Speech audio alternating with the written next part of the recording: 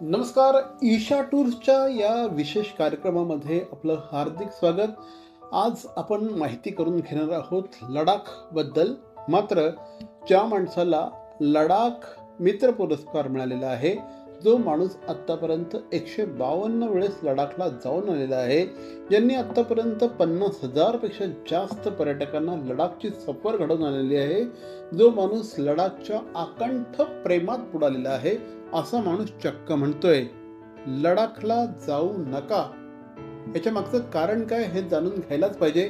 मला सांगा आत्माराम परबजी, तुम्ही असं का म्हणता आहे लडाखला जाऊ नका? नमस्कार. झुले,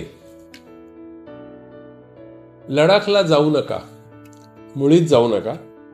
ऐकायला विचित्र वाटतंय ना, पण त्यामागची आजची मी कारणं सांगणार आहे. आपण आपल्या फॅमिलीबरोबर कुठल्या ना कुठल्या पर्यटनासाठी वेगवेगळ्या डेस्टिनेशनला जात असतो, पण लडाख हे डेस्टिनेशन गेल्या 20-25 वर्षांमध्ये, गेल्या 20 वर्षांमध्येच खरं तर सर्वसामान्य लोकांना, पर्यटकांना जाण्यासाठी उद्युक्त करायला लागलं, अट्रॅक्ट करायला लागलं. आणि लोक आपल्या फॅमिलीसोबत, आपल्या मित्रांसोबत, कधी एकटे, कधी सायकलवर, कधी मोटरसायकलवर, कधी स्वतःची कार घेऊन वेगवेगळ्या माध्यमातून लोक लडाखला जाऊ लागले. आणि लडाखला जाऊ लागल्यानंतर मात्र एक गोष्ट मात्र नक्की होते, ती मी माझ्या स्वतःच्या अनुभवावरून सांगू शकतो, की एकदा तुम्ही लडाखला गेलात की तुम्हाला वाटतं की मला पुन्हा पुन्हा जायला हवं. तर तुम्हाला कधी ॲप्रिकॉट ब्लॉसममध्ये जायची इच्छा होते, कधी तुम्हाला बर्फात जायची इच्छा होते, विंटरमधलं म्हणजे -15, 20, 25 डिग्री टेम्परेचरमध्ये सुद्धा जायची इच्छा होते, कधी तुम्हाला स्नो लेपर्ड बघण्यासाठी जायची इच्छा होते. अनेक ऑप्शन्स अवेलेबल आहेत लडाखसाठी, आणि त्या प्रत्येक वेळेला तुम्हाला तुमची जायची इच्छा होते. आणि हे सतत जर व्हायचं नसेल तर तुम्ही लडाखला एकदाही जाऊ नका, कारण एकदा गेलात की मात्र तुमचं मन तुम्हाला सांगत राहणार की मला पुन्हा लडाखला जायचं आहे. बऱ्याचदा आपण एखाद्या पर्यटनस्थळी गेलो की आपण पुन्हा त्या ठिकाणी जाण्याचा विचार करत नाही, पण लडाखच्या बाबतीत तसं होत नाही. लडाखला आपण पुन्हा पण जाण्यासाठी तयार होतोच. आणि मी असं म्हणेन की ते भूत बसतं डोक्यावर.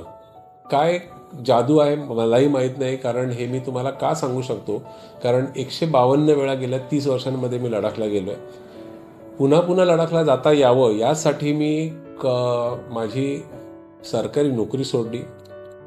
सुरुवातीला मी काही छोटे छोटे टूर घेऊन जायला लागलो, आणि नंतर मग स्वतःची टूर कंपनी सुरू करून आज गेल्या 30 वर्षांमध्ये आज मी स्वतः 152 वेळा गेलो आणि हजारो लोकांना लडाखला नेलं. आणि प्रत्येकाच्या शी बोलताना ही भावना प्रत्येकाच्या मला तोंडून जाणवते की लडाखला पुन्हा यायलाच हवं.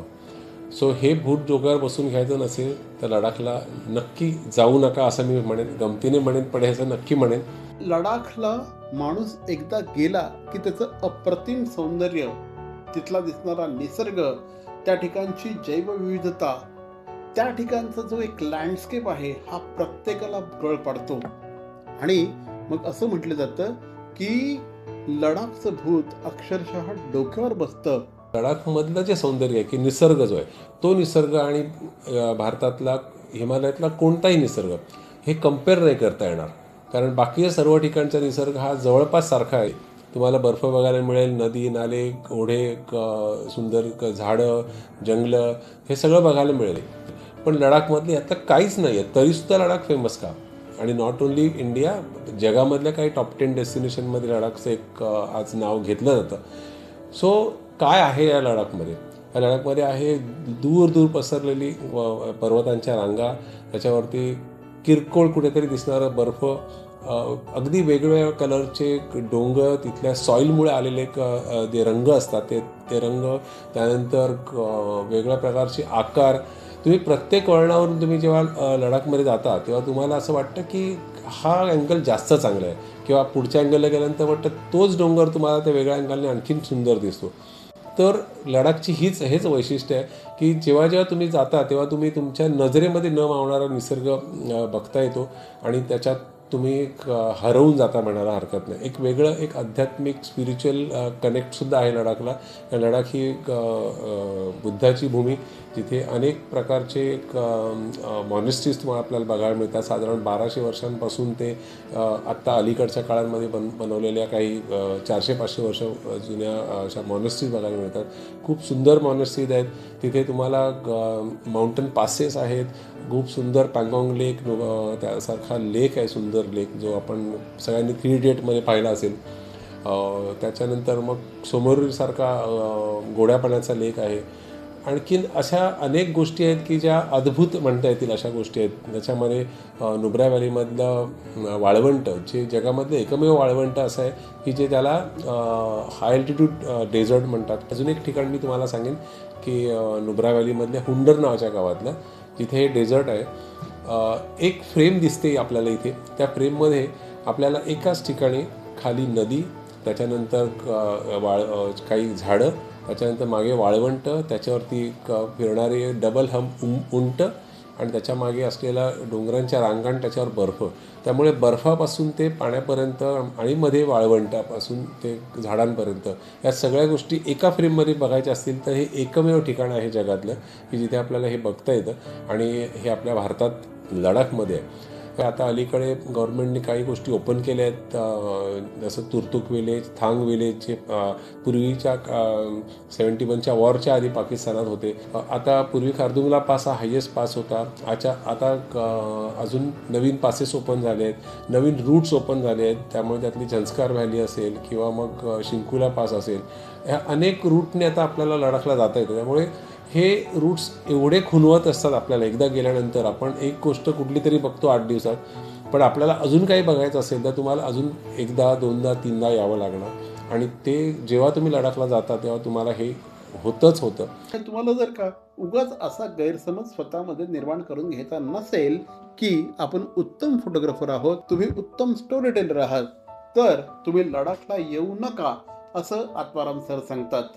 लडाख एवढं सुंदर आहे की तुम्ही कुठेही क्लिक केलं तरी तुम्हाला चांगला फोटो मिळतो, कारण नेचरची ती कमाल आहे. आणि अनेक प्रदर्शनं भरवली होती लडाखची पूर्वीच्या काळी. त्या काळी सोशल मीडिया नसल्यामुळे ह्या माध्यमातूनच आम्ही लोकांना लडाख दाखवत होतो. तेव्हा लोक म्हणायची की हे खरं आहे का, हे कुठल्या पोस्टकार्डवरचे तुम्ही फोटो काढलेत का, तुमची फोटोग्राफी काय सुंदर आहे. तर नेहमी म्हणायचो की ही फोटोग्राफरची कमाल नाही आहे, तर त्या निसर्गाची कमाल आहे. त्यामुळे आपल्याला उगाचच वाटतं की आपण खूप चांगले फोटोग्राफर झालो. तुम्ही लडाखला एकदा जाऊन आलात की सतत तुम्ही लडाखबद्दल बोलता, लडाखबद्दलच्या आठवणी सांगता. त्यामुळे जी व्यक्ती जाऊन आलेली नाही आहे ती व्यक्ती कधी कधी कंटाळू शकते. तर तुम्हाला असं स्टोरी टेलर म्हणून लोकांना ताप द्यायचा नसेल तर तुम्ही लडाखला जाऊ नका, असं मी नेहमी म्हणतो. गमतीने म्हणतो आहे, पण खरंच सांगतो, लडाख खूप सुंदर आहे आणि प्रत्येकाने आयुष्यात एकदा तरी जायला हवं. लडाखला जाण्यासाठी अजून एक महत्त्वाचं कारण, आणि जे तुम्ही जेव्हा पुन्हा येता तेव्हा तुमच्या डोक्यात असतं की ते म्हणजे भारतीय सैन्य. भारतीय सैन्य एवढ्या मोठ्या प्रमाणावर लडाखमध्ये डिप्लॉय केलेलं आहे की आपण जेव्हा कुठे फिरतो तेव्हा प्रत्येक ठिकाणी आपल्याला भारतीय सैन्याशी आपल्याला इंटरॅक्शन होतं. इंडियन आर्मीशी छान आपल्याला इंटरॅक्शन करायचं असेल, त्यांना जवळून बघायचं असेल, त्यांचा दिनक्रम कसा असतो हे जाणून घ्यायचं असेल, तर या लडाखमध्ये जाणं इज मस्ट आहे. आणि त्यासाठी आमच्याकडे या बऱ्याच सहली अवेलेबल आहेत. त्याच्यामध्ये कारगिल विजय दिवस ही त्यांची सहल अतिशय अप्रतिम असते. त्याचप्रमाणे स्वतंत्रता दिवसाच्या निमित्ताने या ठिकाणी सहल आयोजित करण्यात येते. रक्षाबंधनाच्या दिवशी सैनिकांना राखी बांधून या ठिकाणी रक्षाबंधन साजरा केला जातो. तर या सहलींमध्ये देखील तुम्हाला सहभागी व्हायचं असेल तर एकदा तुम्ही ईशा टूर्सशी बोलून बघायला हवं. मी कितीही म्हटलं की लडाखला जाऊ नका, तरी मला माहिती आहे की तुम्ही लडाखला नक्की जाणार आणि जायलाच हवं. हे वेळ लागणं काय असतं, हे प्रेमात पडणं काय असतं एखाद्या ठिकाणाच्या बाबतीत, याचा अनुभव घ्यायचा असेल तर आमच्या लडाखला नक्की या. ईशा टूर्स तुमच्या सगळ्यांचं नक्की स्वागत करेल. अप्रतिम सौंदर्य, अप्रतिम निसर्ग, भारतीय सैन्य, हे जर का खऱ्या अर्थाने तुम्हाला अनुभवायचं असेल तर तुम्ही लडाखला जायलाच हवं. आणि जर का लडाखला जायला हवं तर तुम्हाला सांगतो, ईशा टूर्स शिवाय पर्याय नाही. कारण ईशा टूर्सने खऱ्या अर्थाने भारतामध्ये लडाख पॉप्युलर केलेला आहे. आजवर 50,000 पेक्षा जास्त पर्यटक एकटे आत्माराम सर घेऊन गेलेले आहेत. हा माणूस लडाख जगतो आणि जो माणूस एखादी गोष्ट जगतो ना, त्याच्याबरोबर तो प्रदेश फिरणं एवढं दुसरं अप्रतिम अनुभव नसतो. जर का तुम्हाला लडाखला जायचं असेल तर निश्चितपणे आत्माराम परब यांच्या ईशा टूर्स बरोबर जा. स्क्रीनवर नंबर दिलेले, निश्चितपणे कॉल करा. धन्यवाद.